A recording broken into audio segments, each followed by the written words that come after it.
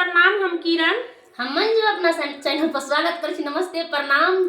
जते दीदी दाई माय चाची भी असमी सब गोटे के प्रणाम करै छी। और हम दोनों देवरानी जेठानी बहुत प्यारा बहुत सुंदर बेटी विवाह गीत बनावे जा रहल छी। के देखियो अगुआ जाय छथिन, बापे जाय छथिन अपना बेटी के बरतवाही करत, घर घरारी खेत पथार मतलब हर चीज पर चर्चा करै छथिन।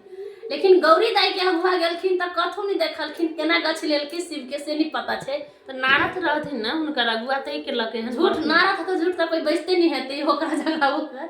अब बहुत प्यारा से गीत हम सब सुनबे टा करबे, जरूर सुनबे कथि सब कह रहल छियै और कमेंट जरूर करबा। हम सब कमेंट के इंतजार हम सब बहुत करत रहे छी। बहुत प्यारा से गीत हम सब जरूर सुनबे, जरूर कमेंट करबे।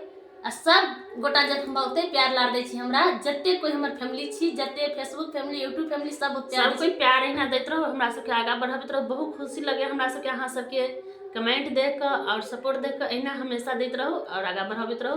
हम सब प्यारा से गीत है और अहाँ सब जते सपोर्ट करबे, जते प्यार देबे, तते हम सब और अहाँ सब के गीत सुनाब। और हमरो सब के हमेशा दिल खुश रहे जब अहाँ सब के कमेंट देखै छी, लाइक देखै छी त बहुत खुश रहे छी। देखियो केना का अगुआ शिवजी के गछ लेलखिन गौरी लागी, अहाँ सब के नारद गछ गेलखिन कि अब पता नहीं हमरा सब के गछ गेलखिन के हो शिवजी जोगिया के गछ के लेलखिन। हे गौरी दाई के